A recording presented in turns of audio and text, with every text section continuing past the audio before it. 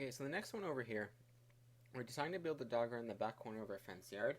We have 60 meters of fencing. We want to make the largest area that we possibly can and figure out what dimensions will produce that. So, what can be a little bit confusing here in the wording is it says you want to build a dog run in a back corner. It doesn't mean it's against the back corner. So that can be cause a little bit of confusion there. But really, what we have is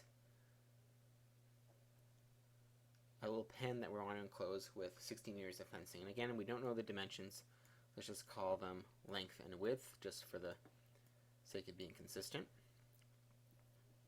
Okay, and then once we have that, we can start defining our variables.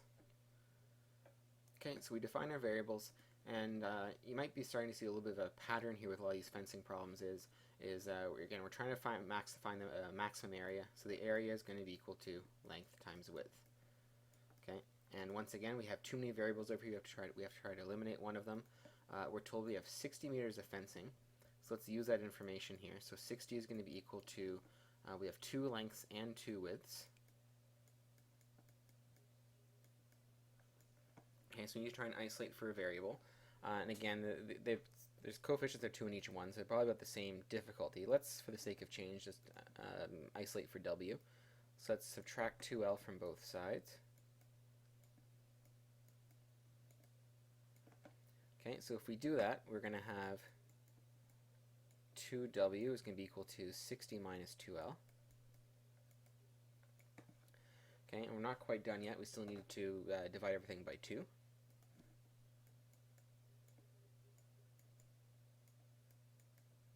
So that's going to simplify into 30 minus 1L, so 30 minus L equals W. Okay, and once we have that, we can replace the W in our main equation with that. So our new equation is going to be equal to L times 30 minus L. Okay, so with that, now we have factored form. We're trying to find the dimensions that will produce the maximum area and the maximum area. So right from here, we need the axis of symmetry for the dimensions. And for the maximum area itself, we need the optimal value. So basically, we need the entire vertex here. And once we have our equation in factored form, we're not really being asked for anything new here. We can find our zeros. So our zeros are going to be at L equals 0, and where 30 minus L equals 0, or more simply, L is equal to 30. Okay, so our axis of symmetry is not going to be too bad to find. It's going to be halfway between 0 and 30.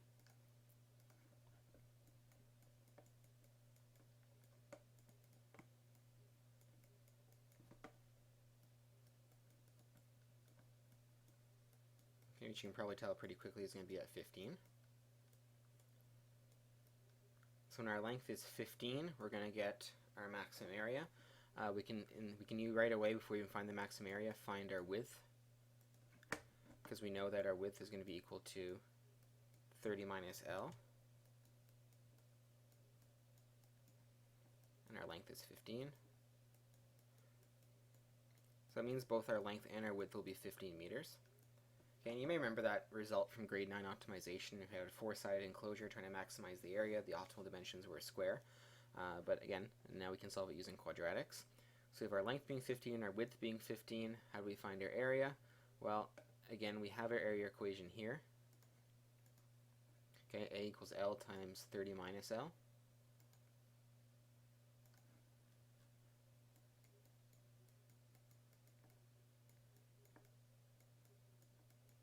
So it's just a matter of plugging in our length of 15. So 15 times 30 minus 15, which gives you an area of 225.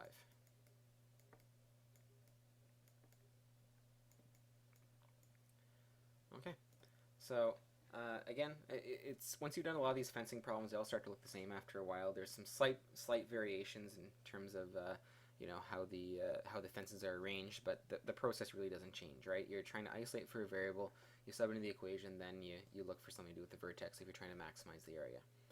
Okay, so that's number 5.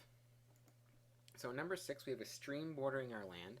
We want to make a right triangular garden, so a right angled triangle shaped garden with a stream as a hypotenuse. So we only have 80 meters of fencing. What's the maximum area of our garden?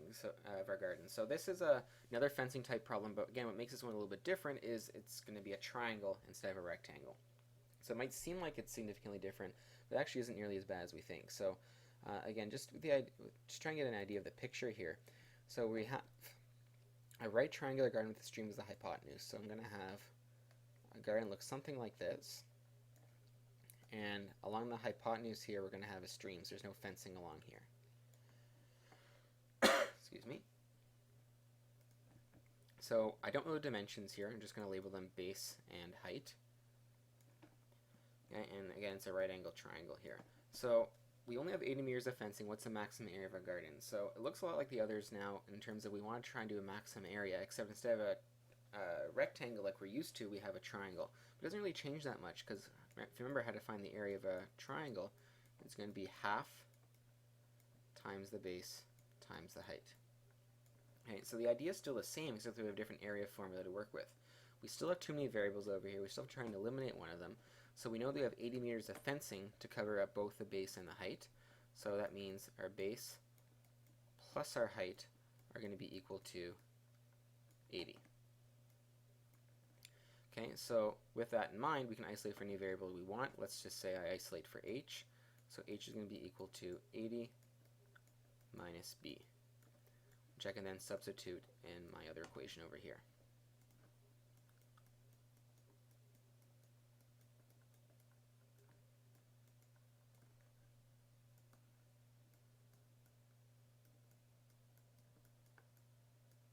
Okay, so that 1/2 might make things look a little bit different, but this really is just factored form, right? We have some sort of a value of 1/2, and then my factors of b and 80 minus b. So my zeros I can get relatively quickly. My zeros are going to be at b equals 0 and b equals 80. Okay, and I'm trying to find the maximum area. So maximum means something to do with the vertex. Area is the optimal value. It's a dependent variable, the a in this case. So I need to find my axis symmetry and then sub it in to find the optimal value. So my axis symmetry will be halfway between 0 and 80. So it's going to be equal to 40. Okay, and I can sub that into my original equation here and then just solve for the area. So hopefully in the end you saw a lot of parallels, a lot of similarities between this and some of the other fencing problems we've done. Okay, the only real change in this case is that the area equation that we had is now going to be for a triangle instead of a rectangle. So we have half, the base is going to be 40. Okay, and I plug that in for the other part as well, so I have 80 minus 40. So a half times 40 times 40, which is going to be equal to 20 times 40, which is 800.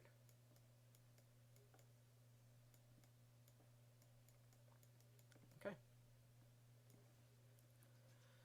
So again, hopefully the fencing problems are starting to look a little bit more familiar now. Okay, let's take a look at number 7. So this one, again, the format of it might look a little bit familiar because we did some way earlier in the course. We haven't done them in a little while. So the city transit system carries 24,800 bus riders per day for a fare of $1.85. They figured out that they will increase ridership by 800 every time they decrease the fare by 5 cents. And they want to try and produce the greatest revenue. What fare will produce the greatest revenue? So when you see greatest, you think it's something to do with the vertex, but you have to try and create an equation for that revenue. So one thing is maybe remind yourself of is that revenue is equal to price times number sold.